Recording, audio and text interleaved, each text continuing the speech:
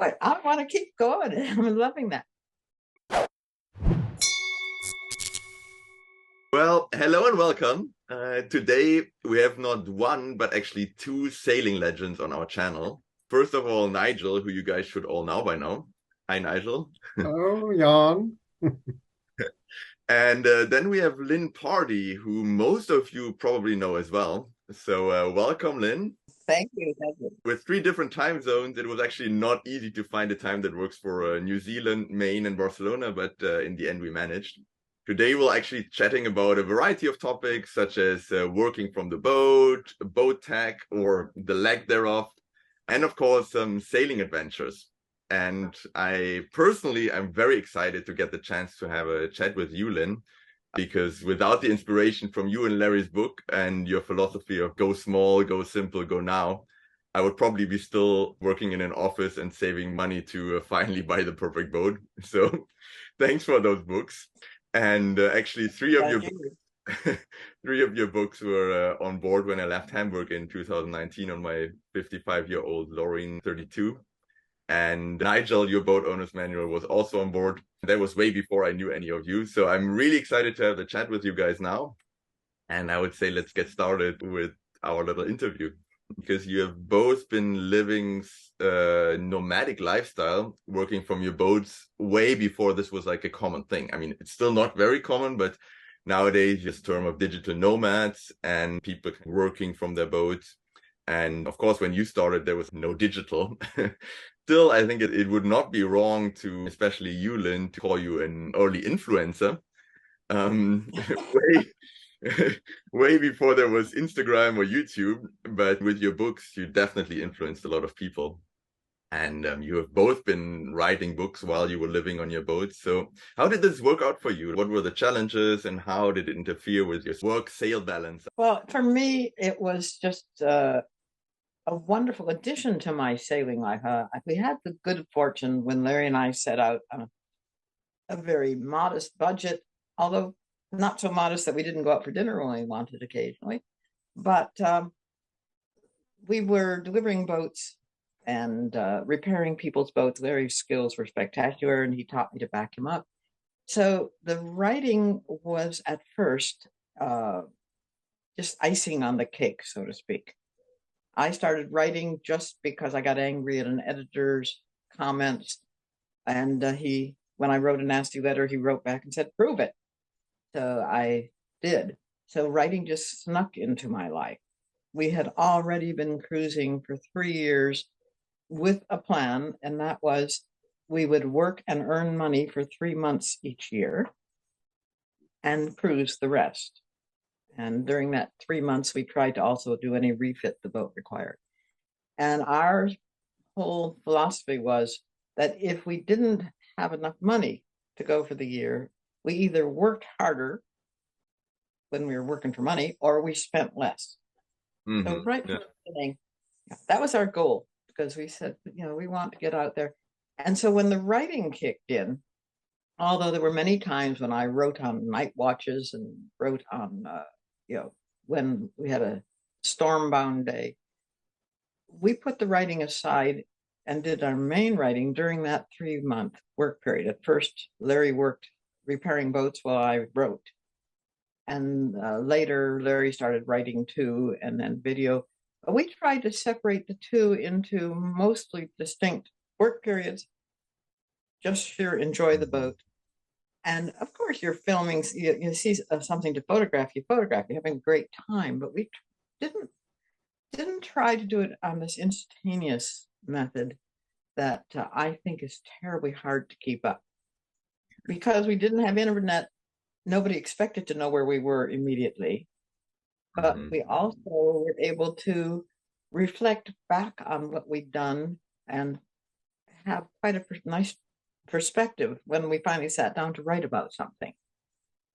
So that's how we separated the two out. And that's why it just completely enhanced our life, because the time when we stopped to work was just as much fun, because, you're wandering around for 8 or 9 months, and now you're taking a break and you're having this different life and meeting people and moving into their town. And sometimes we stay a month or two later to explore the area even more after we'd finished, and it became our cruising destination. Yeah, I can relate to that very much. I mean, now here I'm also in Barcelona to actually get some work done on our boat how to courses, and it's nice to also for some period like be in a place and get to know people. But then I now already kind of feel the itching again. I'm like, okay, I also want to go set sail again. So I think the balance is probably not bad. Well, the writing was mostly a desperate attempt to fund our cruising. I mean, when we first went cruising, it was a really hand-to-mouth affair. And I had just published my diesel book. That was done before we took off on our first long cruise. So that was producing some income. And it gave me hope that I could make enough to keep going like that. So I actually did a lot of writing on the boat, somewhat unlike LIN. And then we had two babies.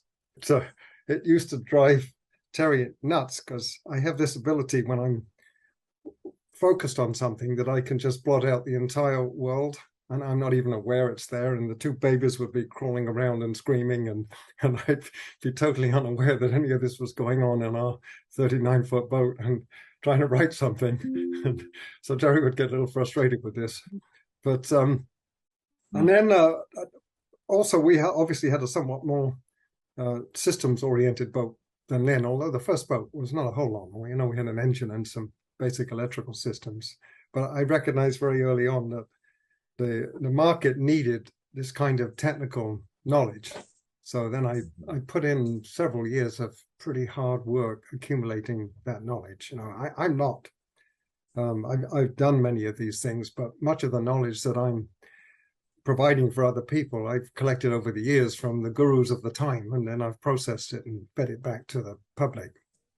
So, and I was very lucky with the people I met in those early years, and they shared their knowledge, and I was able to process it, and it's all worked out quite well for us. Yeah, really nice. I mean, it's nice to see that even before there was internet, it was actually possible to make money while cruising. Well, I've spent hours on phones in Belize and all over the place. I got a picture of me somewhere, I think it's in British Columbia, in the rain, in a phone booth, sitting on a stool, proofreading one of my books with the publisher, going through all of the changes that need to be made. We racked up some pretty humongous phone bills on the proofreading side on those books back in the 70s and 80s. Well, I remember having, I remember Peter Blake wanted to give me some input for the Storm Tactics Handbook. And he was racing in San Diego on the America's Cup, and I had to get up at 2:30 in the with it 2 o'clock in the morning in England and talk to him by phone at the phone exchange to get a good connection.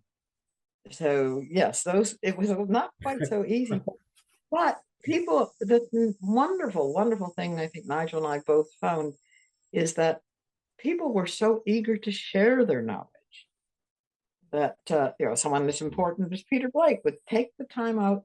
As he said, Lynn, I'm being grinder today. If you call me, I think it was 5:30 in the morning, that's before we start practice, I want to talk to you about this. I mean, he really wanted to. And I found that I never had a person say, no, I don't want to share my knowledge with you.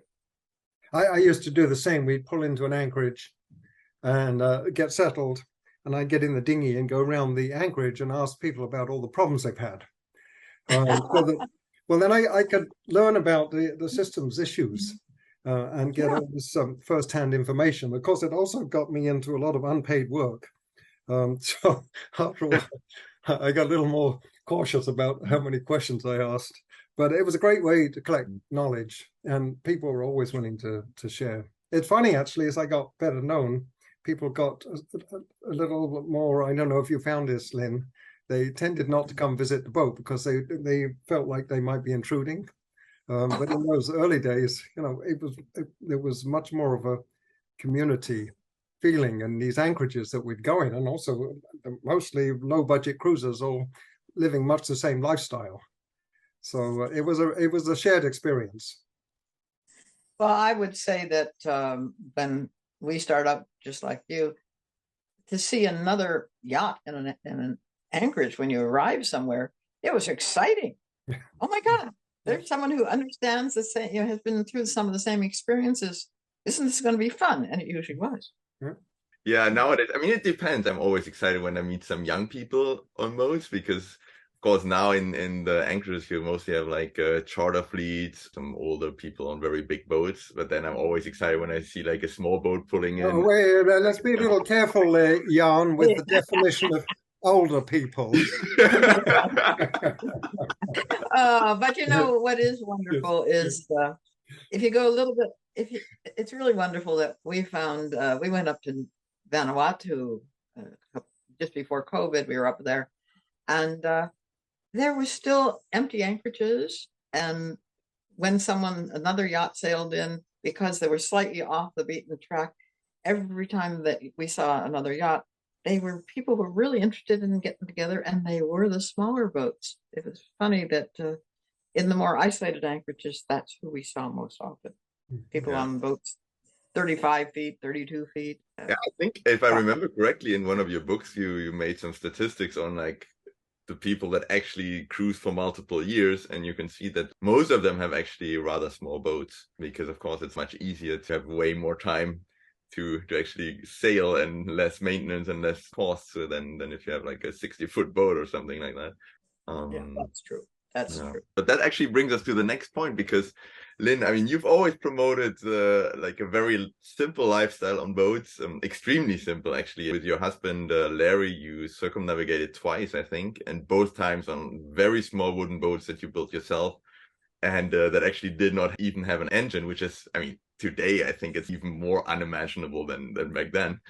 As far as I know, your current partner has a slightly more modern steel boat. I'm kind of curious on how things change now that you sail a boat with somewhat technical systems, and what's your take on that? I mean, I know you've done also deliveries, so you probably have sailed on boats with engines before, but it's still, I'm kind of curious on how it feels now to actually have an electrical system and an engine.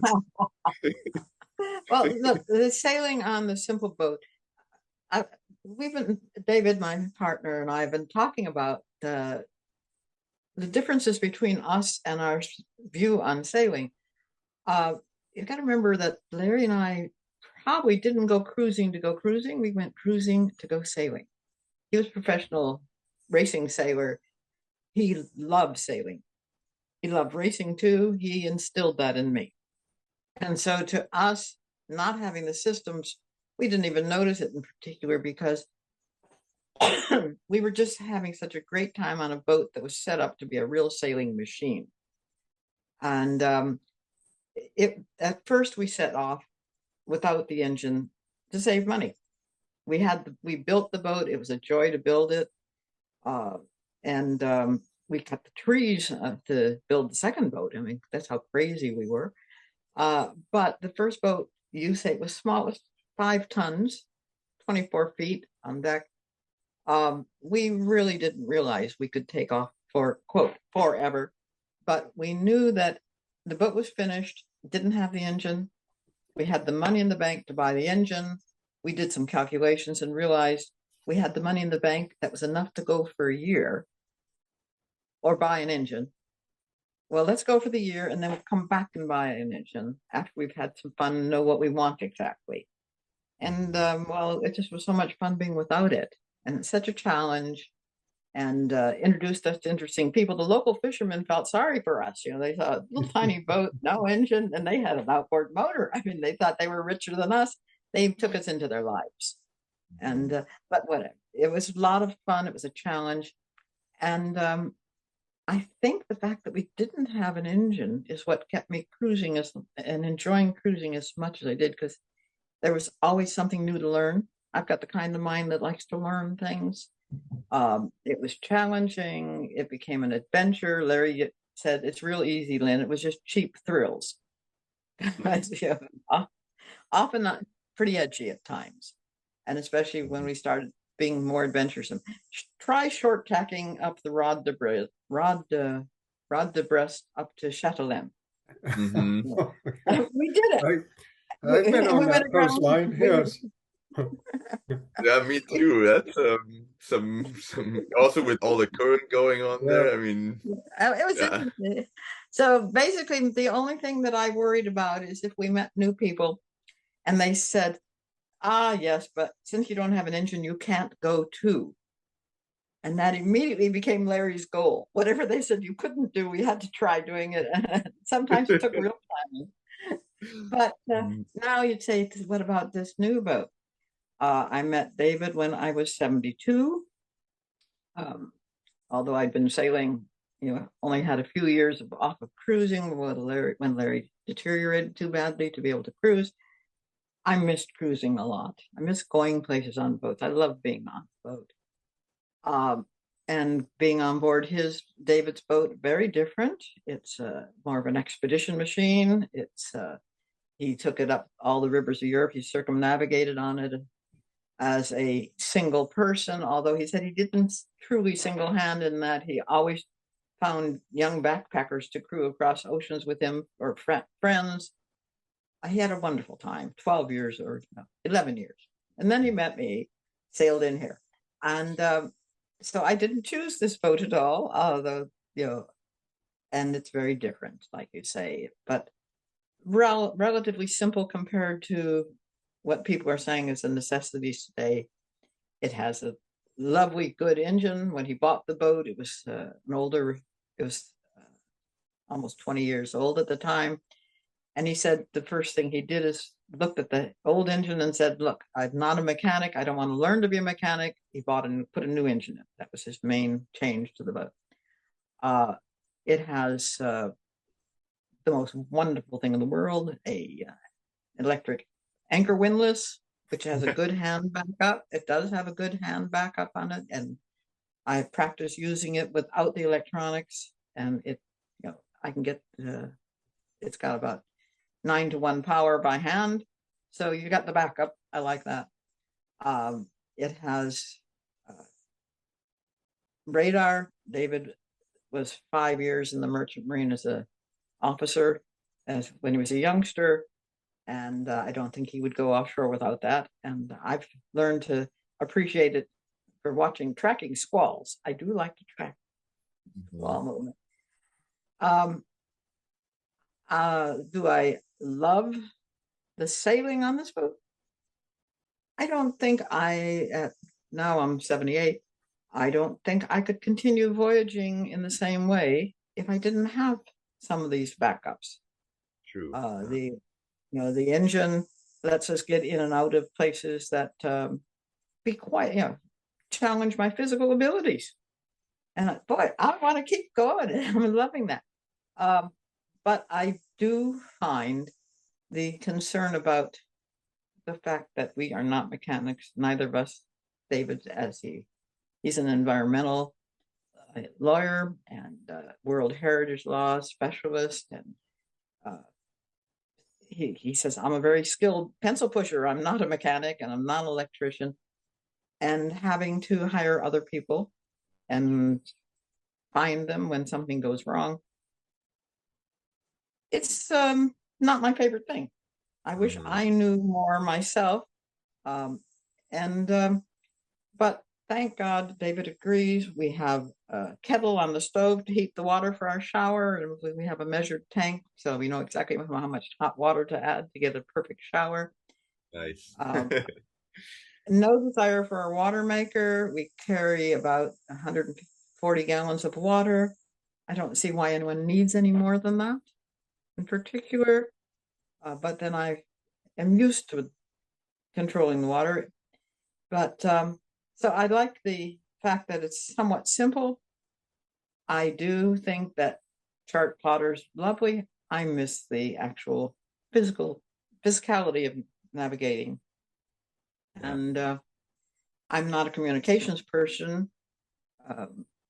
So I'm not the least bit interested in having any more. I love being out at sea in the middle of an ocean, knowing that nobody knows where I am, and nobody really cares.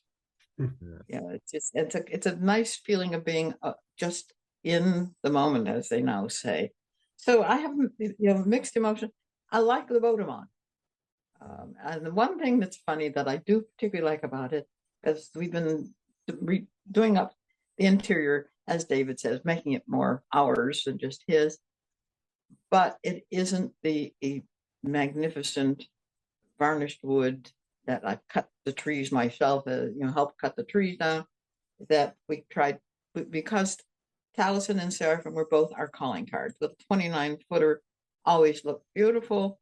We loved caring for it. It was easy to care for it because we took care of it all the time. But if I slipped with my knife and chipped the edge of the little fiddle in the galley, I felt bad. I felt I should varnish it up. Well, we got all stainless steel counters. If the woodwork's a little bit on the rough side, it's kind of nice having a really casual boat to be part of. Yeah. It's a new time, and a new man, and a new life, but I'm still sailing and meeting all the same interesting people. Yeah, that's really nice to hear. And I think with 78, that's also fair to say, okay, now you earned your electric windlass. After hand cranking the anchor up for, I don't know, 50 years or so, I think you earned it. Yeah. That actually is also a topic, and that's a question to both of you. Like, if you were in your 20s or 30s and would want to start cruising today, like, what would you do differently than back when you went out there? And what actually would be your advice to young folks who actually want to get out there and live the cruising lifestyle? I wouldn't do anything fundamentally different to what we did. We've had a terrific life. We have a very different sailing experience to Lynn and Larry, because Terry, my partner of 51 years now, is not very keen on sailing. So it's been, and she also gets very seasick. I do somewhat. And then we found out early in life that the children got seasick. So our experience has mostly been crossing bodies of water to get to interesting places and then to explore those places.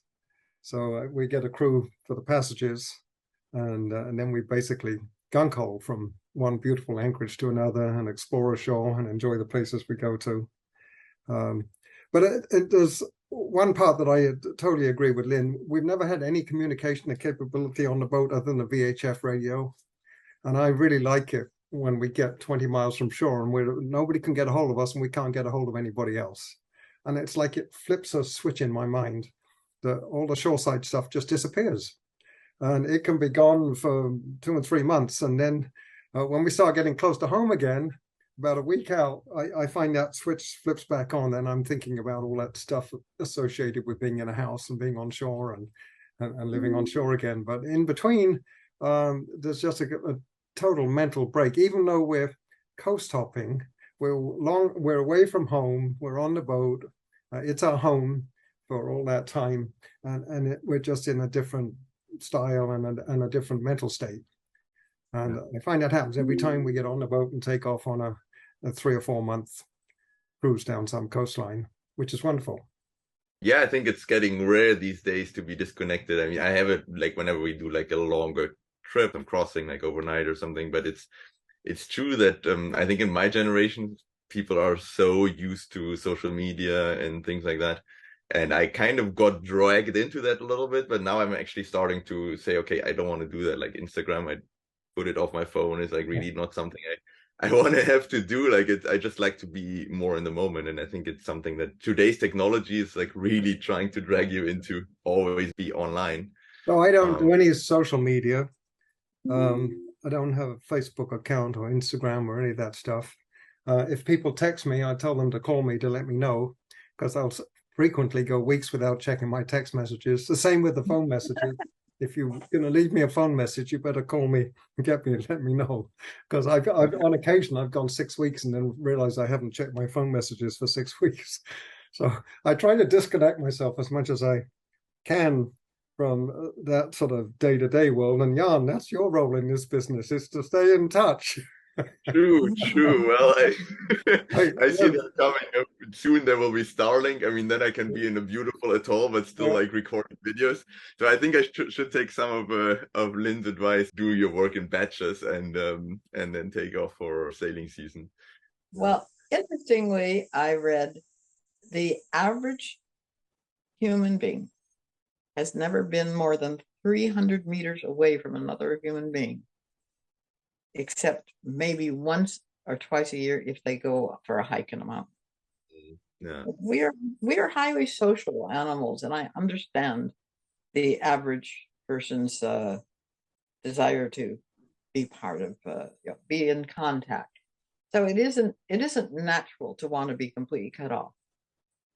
But by good fortune, David is very interested in trekking, and he'll go off for 6 or 8 days into the mountains to be on his own. So he understands when I sometimes just want to be information free, and I do enjoy that. But it is one of the things that makes it very difficult for modern people to get the sheer pleasure that we had. But to go back to your question, like Nigel, I can't think of anything that I would change about my sailing life.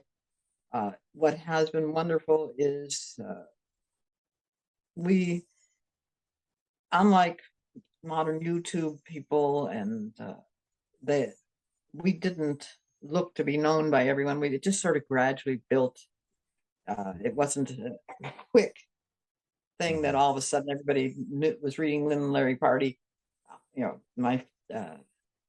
I wrote some magazine articles that added to our pleasure because we got, had a little bit extra money, didn't have to fix old power boats that we didn't enjoy fixing.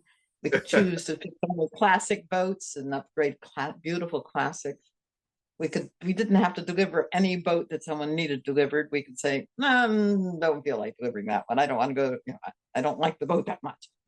But the only thing I would change about my early sailing is I would be less worried about some of the what ifs. I thought, I learned to be more, I would be more comfortable right from the beginning with what our whole lifestyle was. It was wonderful.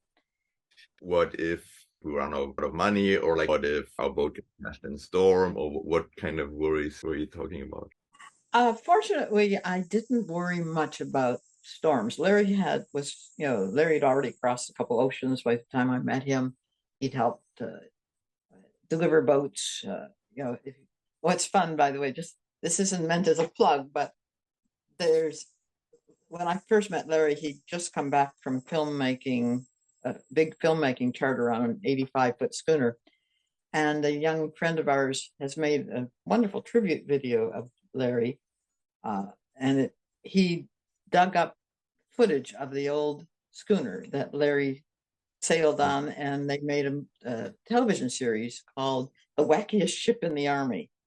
And looking at that old footage of that old boat, I spent a night on that boat the first night I met Larry, the old schooner. And what memories! What fun! But no, the fears I had was more about the finances once we set off and we're in foreign countries. And what do we do, afterwards to get ourselves back into society? I didn't realize that we could keep doing what we were doing and make our own lifestyle. I was, I didn't come from a sailing background at all. And then my other fear was, what if I disappoint Larry? What if we get in a really tough situation and I can't back him up the way he'd expect? And by God, every time we got in a really tough situation, I handled it. I mean, I remember, a worry. We were out in the Bay of Bengal.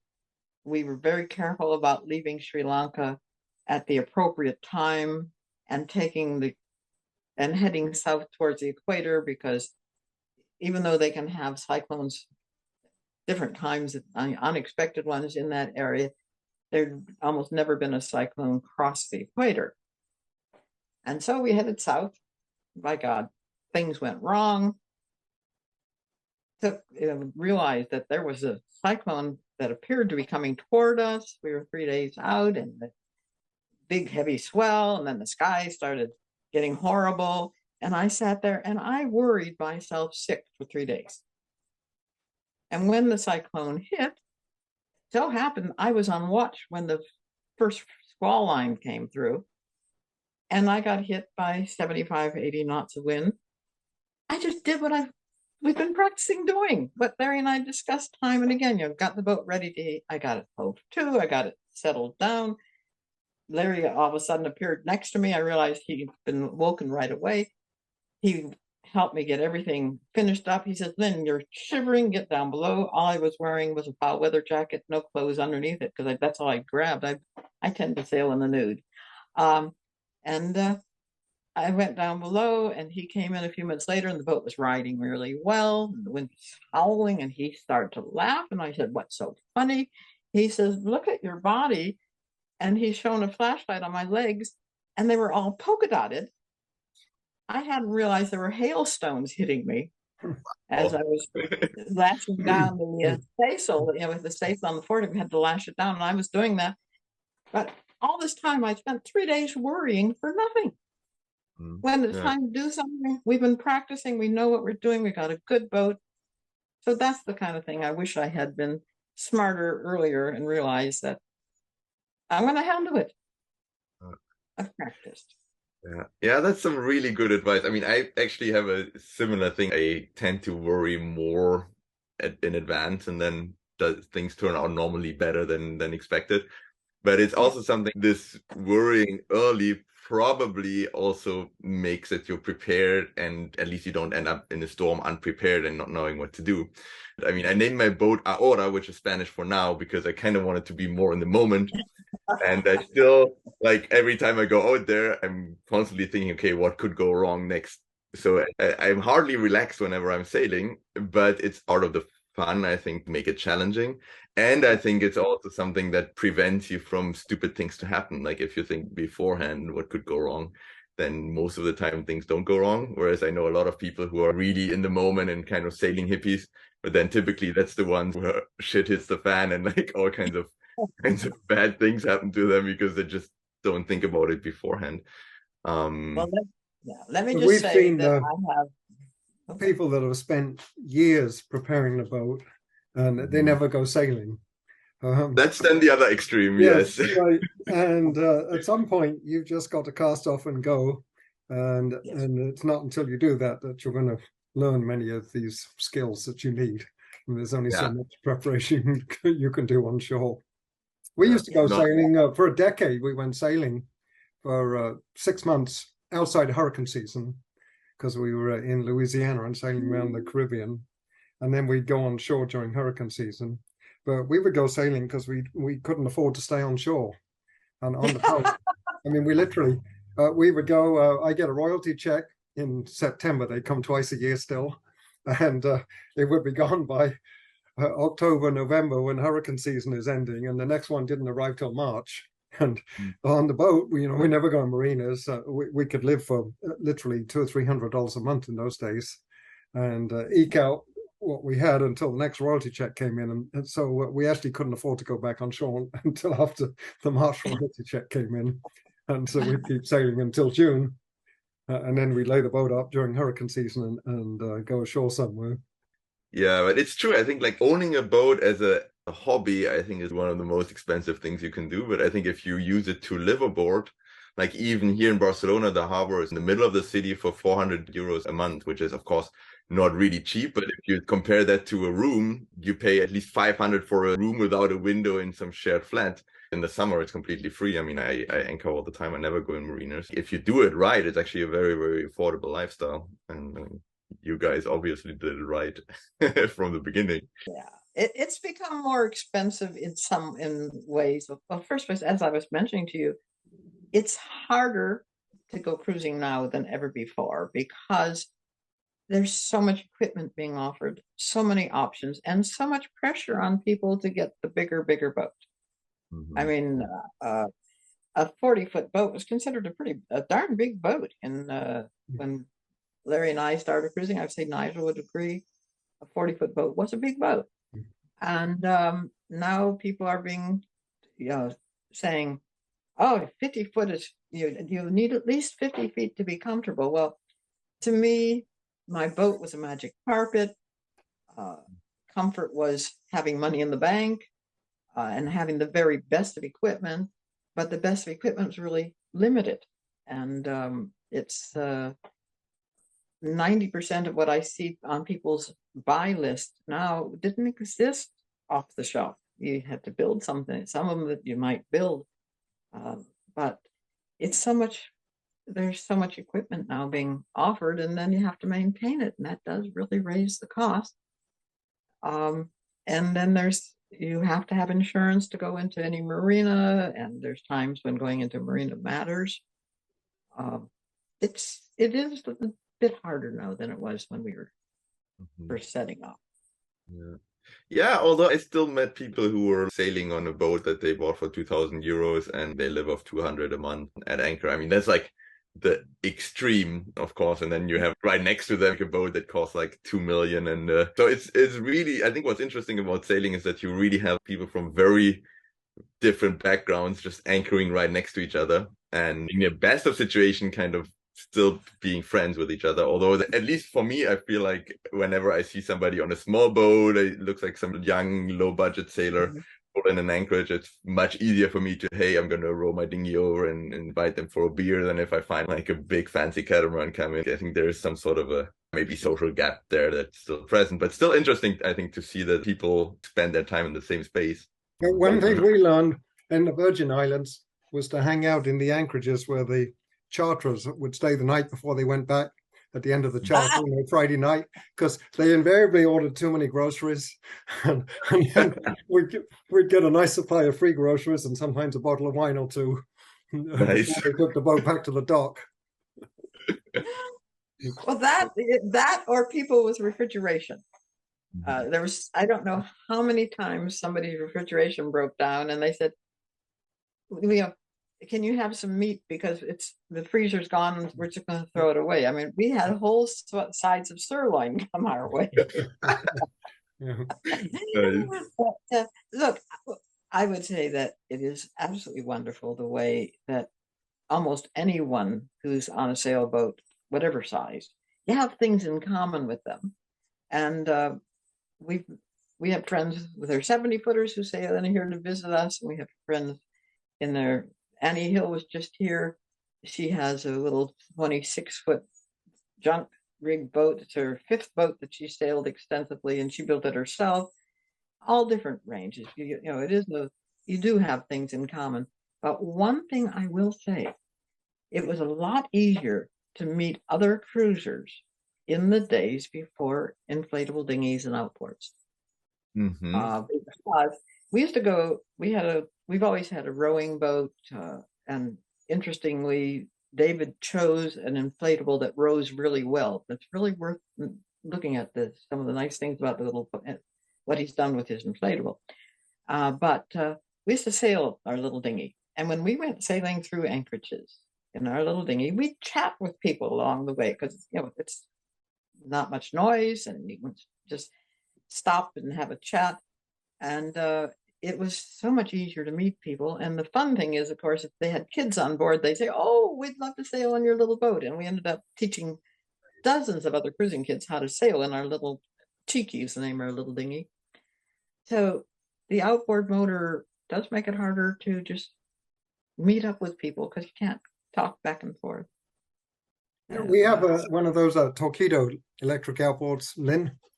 T1003, I think they call them, which will push a rubber flubber at 3 or 4 knots max. But since we got that, which we've had it for 12 years now, actually, we've hardly used the outboard motor at all, even though with the outboard motor, we can put the dinghy on a plane. We just don't like the noise and the hassle of putting it on the dinghy. We take that little Torpedo everywhere. It's those little electric outboard motors are terrific. But then you need a system on the boat to charge the battery. So then you've got to subscribe to boathowto.com to figure out how to outboard motor battery charged. Look, you've mentioned the name Boat How To. I think you've created a wonderful, wonderful resource for people. I've checked out some of it. I'm looking forward to when we have a little quieter time. We're heading off cruising in May. I want to go through more of the course. I've been watching it because just a general understanding about electronics. You've made it, you guys have created something really easy to, you've compartmentalized it into small bits so you can learn. And David says, well, the only thing you really need to know about electrics is that everything goes on the red wire. I've not figured out what he means by that yet. I'm not I up to need to that. talk to David because that's not quite right.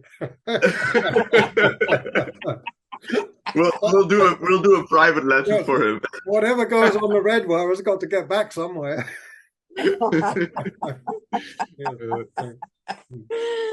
So, but no, I just wanted to congratulate you on creating something that I think will be useful for most sailors. Well, thanks, Lynn. I mean, it's for us, it was actually a lot of fun, for me at least, and I think for Nigel as well. For me, it's also really an honor because I read many of your books, and I think you taught me many things about sailing, and I think it's like really nice that now there's like something that I can teach you, even though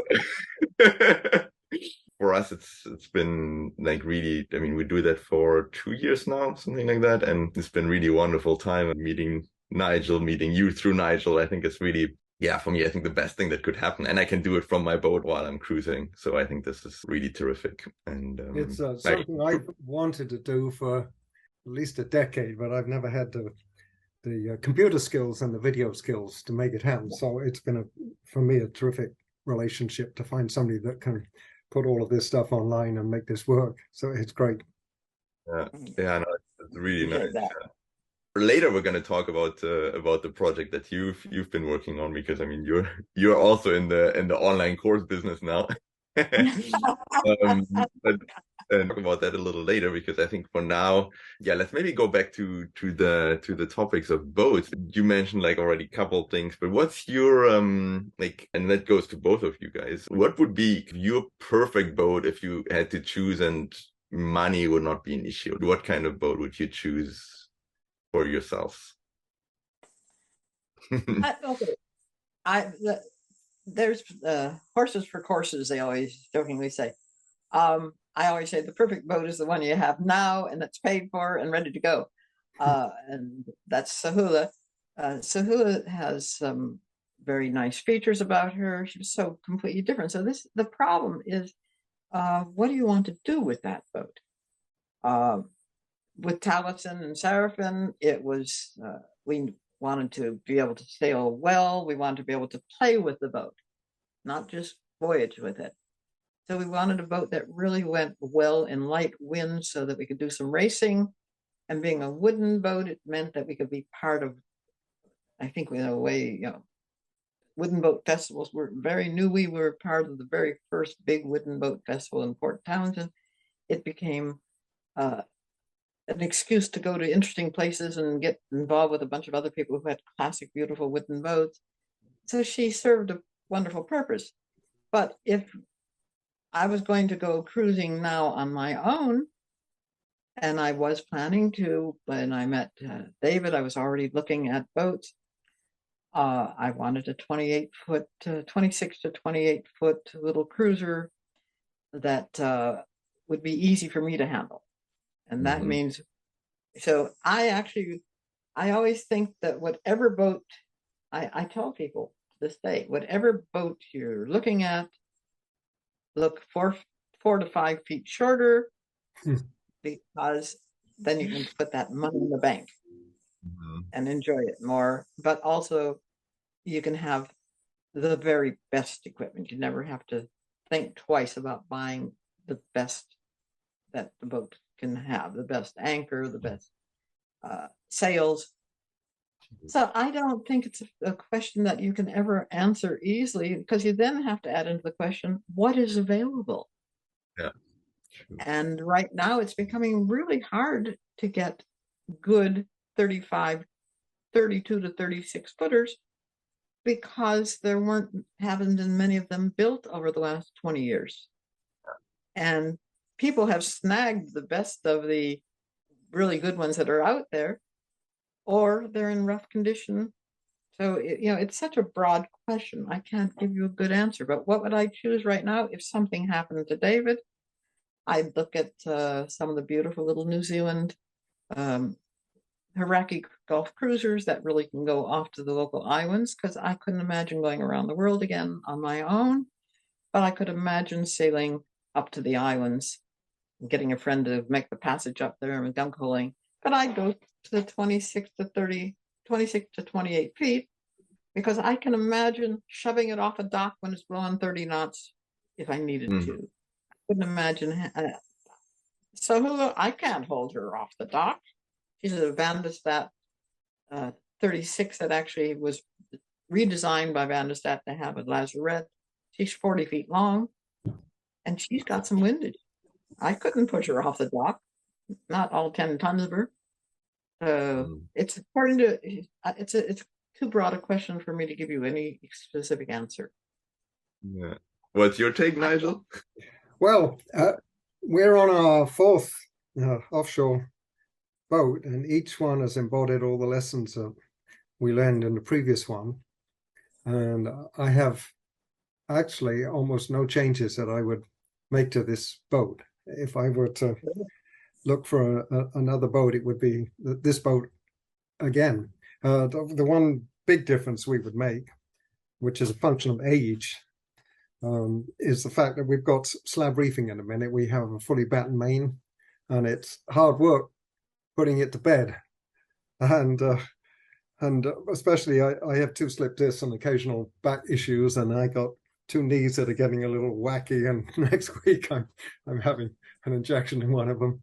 I would get an in-mast furling mainsail is the one big change I would make. And other than that, the boat would look exactly like the one we've got. Maybe a slightly more powerful windlass. I have burned out 4 windlasses over the years because I have a bad habit of running around. I broke the shaft on one, the main shaft, and then I've smoked 3 motors. So maybe a slightly bigger windlass motor would be a good idea. Yeah, but I mean, I should pay more attention to the shallow water. That as well, but on the other hand, like this, I mean, at least we have something to teach in our troubleshooting lesson. So I think that's right. Yes. Yeah. I would like to add one thing. David has been very generous about letting me take over the boat and add anything I like.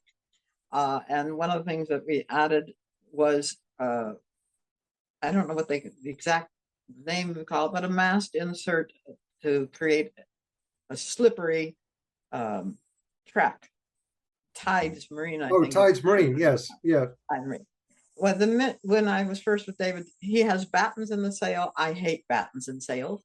Never had a batten in a mainsail because you can take them up and down no matter what. And the sail lasts longer. But sailmakers don't like making them because they're harder to cut, so that they don't have any flutter in the leech.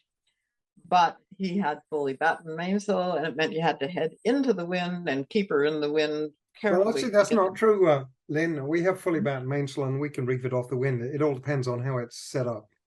Now that we have the tides track in it, right, it comes up and down no matter what. Yes, and we don't get it. Ours does as well. And even if it's bearing on the spreaders, I can get it down. I mean, we can be way off the wind, and I can still reef it. I'll get it down. Yeah. But you need that slippery track, don't you? Need to have it go up, and you either have to have the, what is it called? We've actually got something called Selden in mast cars, but they got little wheels on them. Yeah, so it has the same effect as the tides track. It makes it a very slippery. And in fact, if you let the halyard go, it comes down with a hell of a bang. Well, I warned David. I said, I've heard we got to be careful when we let the mainsail down the first time. Now we put this track in, right? And he didn't believe me, and he got a few, and it came down. Well, yeah, we're a hell of a whack. Yes, yeah. So I would say that that's been one of the best things we've added to the boat. Yeah. Well, that actually brings us to another question. Like, what would be your most important item that you have on the boat, and has that changed over the years? Simple answer: a crew who backs you up well. A crew that's skilled and backed you up. That's our Larry and I always used to say that our job as a partner was to make the other guy look good, and or cover the other guy's rear end. And I would say that's the only piece of gear that I say what's the most important. Back up to that is that anchor windlass, because the one piece of gear you can never ever replace if it's broken is a damaged back. Mm-hmm. It's the most important piece of the personal gear you have on that boat. So a really good anchor windlass, and so those to me. After that, everything else is nice to have, but not. It's the backup, and of course, it's a good basic sailboat's an amazing machine. It can be really simple as long as you can get the sails up, sails down, the rudder works well. Everything else is convenience, comfort. But what's the most important gear? That good partner and a good windlass. Nice. Do you agree on that, Nigel? The partner is absolutely the critical piece here, and finding someone that will, at least if she doesn't particularly want to cross oceans, will live life alongside of you. And on the equipment side, about after we fried the windlass the last time, which was 3 or 4 years ago, it got me, and we had to rig up a way to pull the anchor up. We have a 60-pound anchor with all chain rode. There's no way we can physically do that without a windlass. We had to rig up a way to use the cockpit winches and get the anchor up and down for the rest of that summer. And that got me thinking about what are the absolutely critical bits of equipment on the boat now for us at our age with our aging bodies, and the windlass is one. So I now have a spare windlass motor on the boat. The starter motor is another, because if the engine goes out, I can't make electricity. And we have a fridge and freezer, and we have all these comforts on the boat. And then the alternator is another one, because if the alternator goes out and the engine's running, I still can't make electricity. So I started to make a list of these really critical pieces of equipment where a single point failure could screw up our summer when we're cruising. And I started to put those pieces back on the boat, because I've over the years I've gotten rid of almost all the spares we carry on the boat, and now I'm starting to go a little bit back in the other direction, just to make sure that if something goes wrong, we can still stay on the boat for the next month or two and not have to pack it up for the summer. Still interesting, if you think about that. LIN got by without an alternator and a starter motor and all that stuff for many years. but LIN didn't have a fridge and a freezer and hot water showers. We've got, we didn't either when we started, and as Lynn said, we had 2 water tanks on the boat, and one of them I realized after 7 years that we'd actually never tapped into it because our water usage was so frugal. And then we had awnings that we collect rainwater, and so we didn't have any of those things back then. But as you get older, it's really nice to have these comforts on the boat. And once you have them, it's really hard to turn around and go back and say, no, actually, I think I'll get rid of that lot and go back to a very simple boat. Well, one of the things that we did add to Sahula also, because I do use a computer and for my writing and video equipment to do this course that I've been creating, but we found that we were sometimes draining the main batteries, and David said we've got to somehow separate this out. We got to make it so that we don't worry about battery usage. And it so happened when we were in Vanuatu, the government decided to offer all of the villagers or any person in Vanuatu the chance to buy a complete solar system. And for the equivalent of $100 US, it came with a solar panel, a little orange box that had a battery, and it turns out it's a golf cart battery. And it was all set up with USB inlets, and it came with 8 extension lights with 10 feet of cable. And it was for the whole village to set up a village hall and have lighting in the hall. So we spent $100 and we put that panel on the boat in a very separate place from our other main panels. And we said, okay, computers and phones, that never uses the main system. So we had the backup system. And, we found out it worked really well because it we didn't feel the least bit guilty about charging cameras and such. And by keeping it separate, it gave us, separating out systems gives you two systems of backup. And it worked. It was really turned out quite a sensible expense of $100 and 4 bolts to bolt down the panel just on the doghouse. It worked out very well. Solar power is kind of fun, but you have to be careful because the minute you get it, you start adding more gear to the boat. Yeah, February until October, I was completely off grid with 2 relatively small solar panels on the deck, and I do have a fridge, and I charge my laptop all the time. You do have a fridge now on the fridge? A nice fridge. I don't like using a freezer because then that means you can't leave the boat if you have a bunch of free stuff in the freezer until you find someplace somebody to take care of it. But that's not right, Lynn. You just need a bigger, more powerful electrical system. One of the design parameters, because of our need to explore ashore, is that on our boat we have to be able to leave it on a mooring with the fridge and freezer on and the anchor light on for at least a week without the batteries going dead. Right. Yeah. But no, on Seraphim and Talbotson, we had an exceptionally well insulated ice box. And the only time we ran out of fresh food was when we were crossing an ocean. And by then, after 6 or 7, after 2 or 3 weeks, you would have used up the fresh food anyway. So it worked quite well. But that was our choice. We found that fish plants always were willing to make ice in the buckets that we provided. So we always had blocks of ice. But it added a little complication to it. But our life was simple. So it's what you get used to. But it's would I go back to that if it was I was with a partner who enjoyed it? I might. On the other hand, like I say, I'm 78. I'm still out cruising, and boy, do I feel like a lucky human being to have someone who enjoys it as much as I do. Fantastic. I mean, that's really good to hear. So talking of cruising, what's actually your favorite cruising areas? Nigel has been sailing a lot, but compared to that, Lynn, I mean, you've been really pretty much everywhere, I would assume.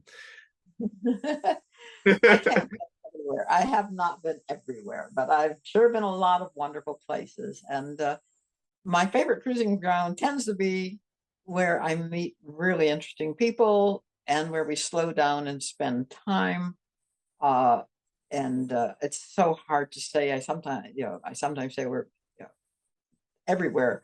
But if I had to choose places to go back to again, Baja California is still one of my real top favorites because I like the Mexican people. I love the music and the mariachis. Going into a small town and waking up in the morning to the sound of a trumpet welcoming somebody's birthday and a mariachi band breaking up. Finland, the reception we had there among all the other small boat sailors, all the little islands to explore, and the summer festivals couldn't have been better. Our reception in Argentina. Talk about, when we got to Argentina, we were headed around Cape Horn. We wanted to cap our career by going the wrong way around Cape Horn. And so we stopped in Argentina, but Larry and I had this rule that we didn't tell people what we were going to do because we never knew if we might change our mind. And so we didn't tell people we were going around Cape Horn. When we met the Argentinian sailors, we said we'd come down there to learn tango. And by God, for 6 weeks, they took us to hear tango. They brought tango playing friends there. The guitar, my cockpit was a guitar center. So it's, I think it always comes down to generally the kind of reception and the people we met along the way. And so it's hard to say an exact favorite. Yeah, I can totally relate to that. I mean, everywhere I've been, there were like so many nice people. When I started sailing, I thought, okay, I will have to get used to being alone a lot. And then, especially as a solo sailor, it was really easy to just meet other sailors, but then also people ashore. So I think this has really been very rewarding for me in the last 4 years. And and what's your take on that, Nigel? Do you have a favorite place? Oh, I do actually. It's the west coast of Scotland over to the Outer Hebrides. Wow, it's a rainy place. It's the weather is awful.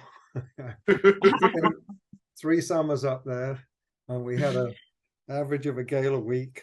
The portholes would be dripping with condensation, but the scenery and the wildlife and the anchorages, they're just spectacular.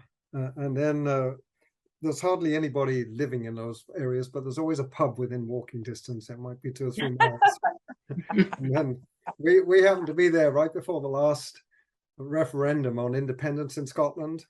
So there was a resurgence of Scottish nationalism, especially in that part of Scotland. So everybody's in their kilts and they're having these ceilidhs and doing their Highland dancing. And as a kid, I was forced to learn Highland dancing by my parents. So I got back into some of those Highland flings. I loved it up there. And then because of the gales, there's a lot of strong winds, but there are so many spectacular anchorages that you can come out of an anchorage, you can put the boat on a beam reach, so you're not having to beat into it, and reef down, and the boat's just sailing beautifully, and then the wind changes direction, and you can leave it on a beam reach, and you'll still end up with a beautiful anchorage. So in 3 summers of cruising on the west coast of Scotland, the only time we went to windward was when the winds were light and we wanted to increase the apparent wind speed. And the rest of the time, we just had some of the best sailing we've ever had, actually, in spite of the weather up there. And if I only had 2 weeks to go somewhere and was going to go and join them on a boat, I think it would want to be the Exumas in the Bahamas. It's just a little island chain that's about 100 miles long, but there's lots of gorgeous little anchorages with sandy beaches and palm trees. It's sort of Caribbean ideal, and some reasonable snorkeling, and it's all very pretty and kind of like it's come out of a magazine almost. Yeah, it's one of my dream destinations as well. So one question I was wondering, because I mean, you both love sailing a lot, but have you ever, any of you, considered giving up sailing and settling down somewhere on the countryside, or been in a really bad storm or bad situation and say like, okay, screw this, I'm gonna buy a farm or something like that? We came very close to it. In fact, we looked at buying a farm in Montana and a motel in Idaho. We had a truly miserable night coming up from Grenada to St. Lucia, and we got set well to the west. This is in the first boat that didn't go to windward, and everybody was seasick. We had 2 babies on board. Paul was 6 months, and Pippin was maybe 2 years, and then Terry had the 2 babies down below, and they threw up over each other and then fell asleep. So then she didn't want to wake them up, so then she threw up over them. So then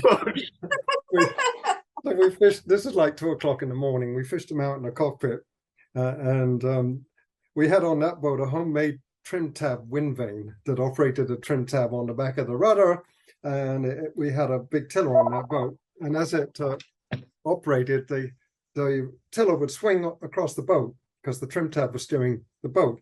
And Pippin, we got him cleaned up. Pippin said she was hungry, so I got her a banana. And then she was munching away on that. And then the tiller came flying across the cockpit, a wave hit it and whacked Paul in the head. We could see this big flap of flesh hanging off his forehead. So for a minute, we thought we'd killed him. And then he started crying, so we knew he was alive. And then we looked a little closer, and it was a bit of banana peel that Pippin had thrown away, that the wind had tossed it to his forehead. So we pulled into Marigot Bay. I don't know if you ever went in there, Lynn. In those days, it was where they filmed Dr. Dolittle. There were no hotels. It was just a semicircular bay with lots of palm trees. And I said to Terry, this is my dream. This is not working. We'll take the boat back to the States, and we'll do something else. We'll find something on shore.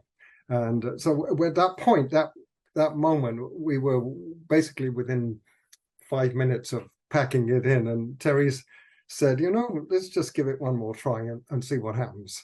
And then we had a downwind run all through the West Indies, back towards the States, and through all those lovely West Indian anchorages, and that kind of reset the whole thing for us. But I was ready to pack it in, because I thought I couldn't put the family through this anymore. It was just destroying us. Yeah. And so then I realized also I was never going around the world, that we had to change my perception of cruising to something more coastal. And it's worked for us ever since. Yeah. And you, Lynn, ever given up? Well, it's a similar type of situation. When we were cruising on the Taliesin, we found a home in New Zealand that we right from the beginning said this is the place that we will retire when we can't sail.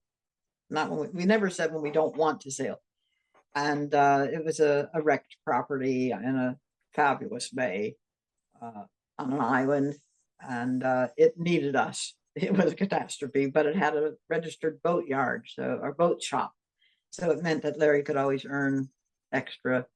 And we loved New Zealand. It was really delightful. We never visited New Zealand until our second circumnavigation, and we only visited because we came to rendezvous with the couple who really mentored us, Eric and Susan Hiscock.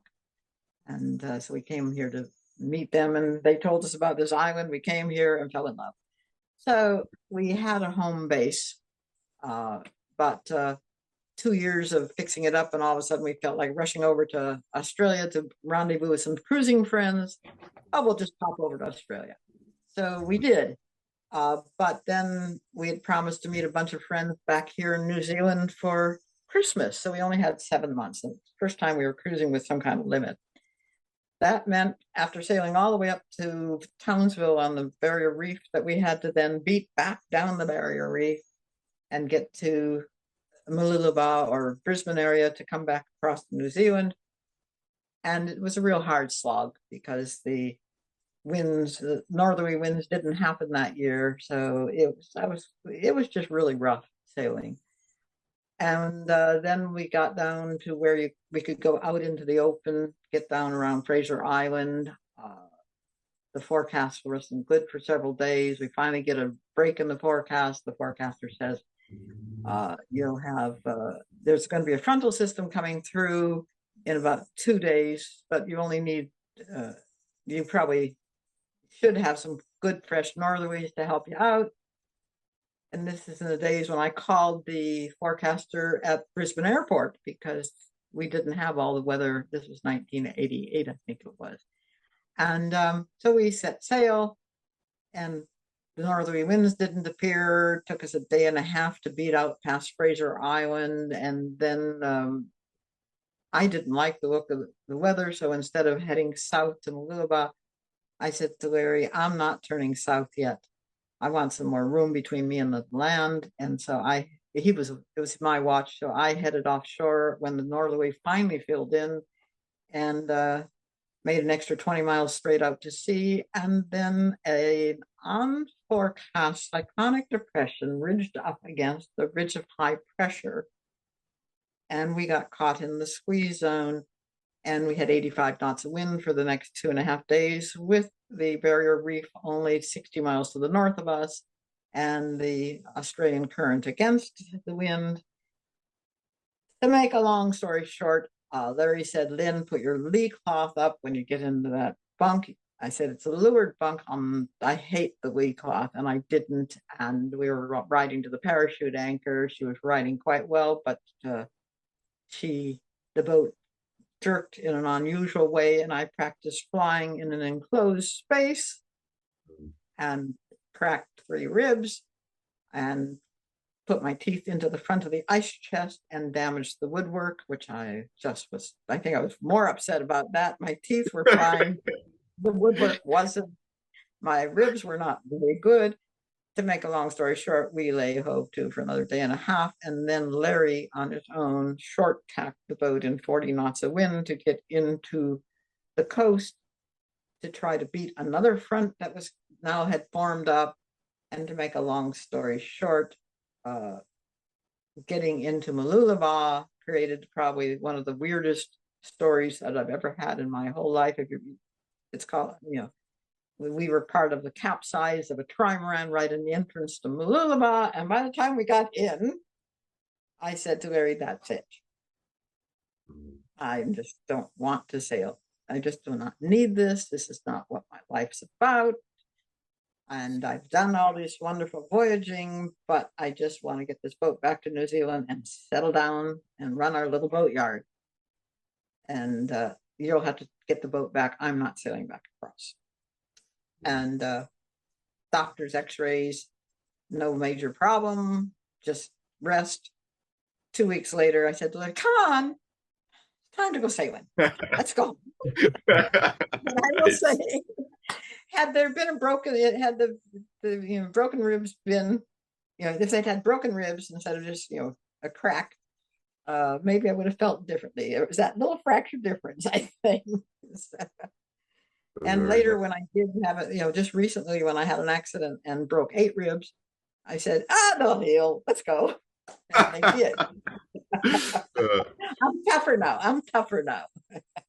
I must say, hearing your stories and chatting with you, I'm just super impressed. I mean, you are both quite far beyond the typical retirement age, but still starting new ventures, going sailing, doing all this. This is just very, very inspiring. And I'm kind of wondering, like, where does all this energy and passion come from? Is there a secret recipe, or is it? It's fun. Why wouldn't you want to do it? Yeah.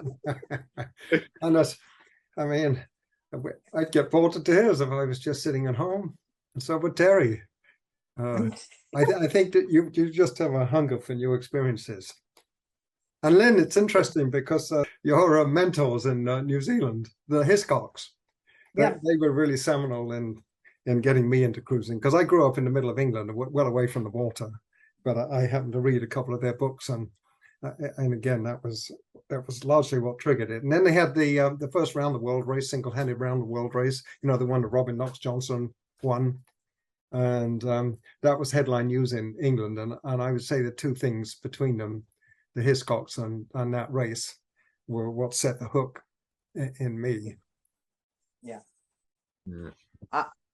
Well, obviously Larry, he was in Canada, and he read John Guswell's Trekka Around the World, and John Guswell was on the Sunday News, and Trekka was a 20-footer, and John was 6'2", which is kind of funny in that little but and so that got Larry reading. And then of course I met Larry, and I had no sailing experience, but he just told me about his dream. He showed me his keel timber, so I got hooked on it, and he handed me the Hiscocks book to start learning about sailing.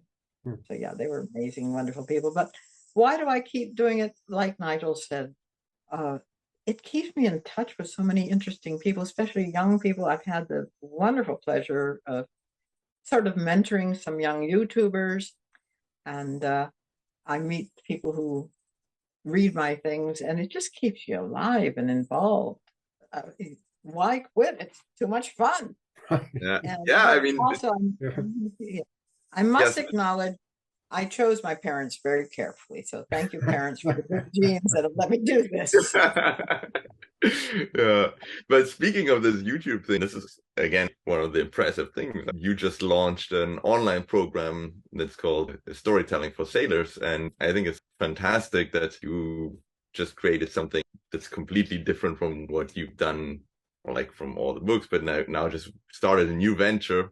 And tell us a little bit about the program. And I mean, I took part of the lessons and I really liked it. So maybe you want to say a few words about that. Well, thank you. It was a fun venture. Okay, I've been giving seminars over the last many years, but particularly over the last 10 years, when every 2 or 3 years, I put on a seminar called Writing, Blogging, Video, Can You Make It Pay as You Cruise?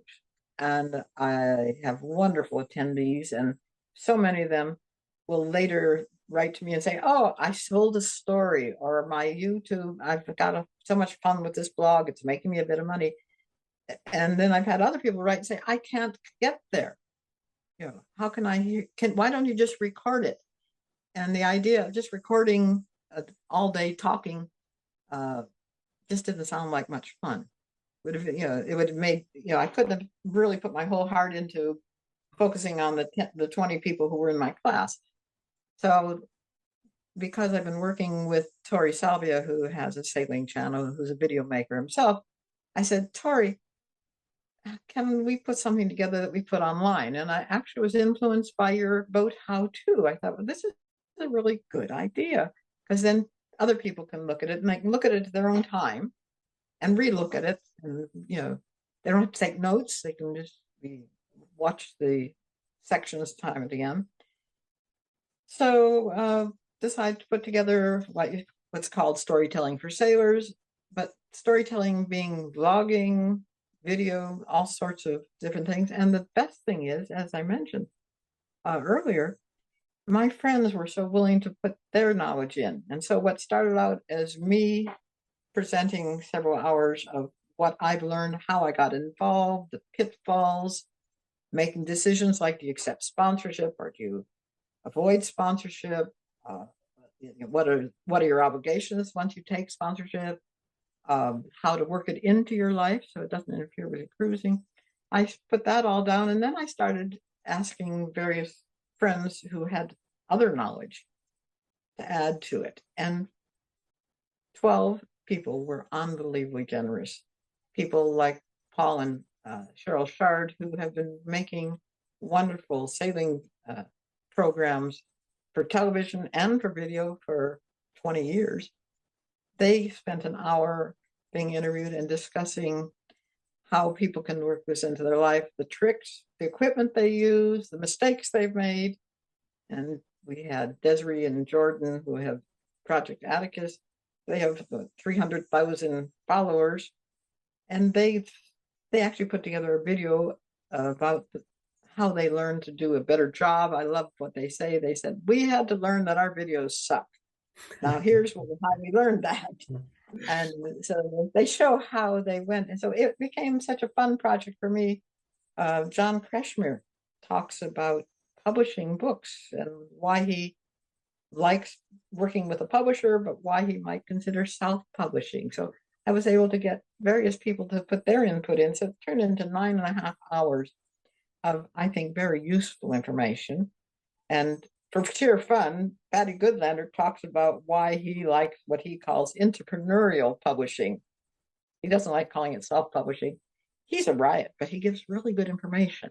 So I feel that, I'm saving something for people, that information that isn't easy to get because it is so completely directed towards the storytelling that we sailors enjoy, and whatever form it is. But then the big thing to me is I keep trying to direct people to the fact that no matter how you share your information, even a how-to program like yours, it's about good storytelling, remembering to give people what they're coming to the story for. And everybody comes to storytelling, be it a bedtime story or a YouTube story, wanting the appropriate information to let them follow the story well. And they want it to have a beginning, a middle, and end. They want it to have a trajectory. And so that's what I share. And Herb McCormick does a whole section on what editors want, but then he does the most wonderful description of what a good story is. So that's why it's turned into a really enjoyable project for me. And so far, the people who are seeing it are liking it a lot. Yeah, including me. I mean, I watched a few of the videos already, and it really, I think it's very, very nice and diverse content from really interesting people. And it actually motivated me to start writing more for my blog again, which I've been kind of neglecting in the recent times. So I think it's definitely a very, very useful program if you're a sailor and you would like to do it either as a hobby or try to make some money by telling your story. I mean, there's tons of people who are actually interested about this lifestyle. So I think it is something that everybody who's sailing and who's doing something that's out of the ordinary for normal people, I think this is really something where there's a lot of value hidden, and it's also a lot of fun to tell stories. So I think this is really, really cool, Lynn, and I think it's amazing that you put that together. And actually, we have a 20% discount for people that sign up to our classes if they want to take your course, right? Yes, yeah. Perfect. If they're on a boat how-to, they can get a 20% discount. Yeah.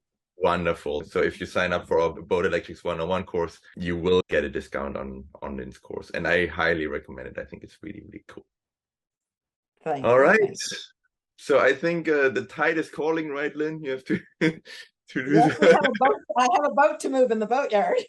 Yeah, so thanks a lot, and talk to you soon. Thank you, John. Goodbye. Bye-bye. Bye, Nigel.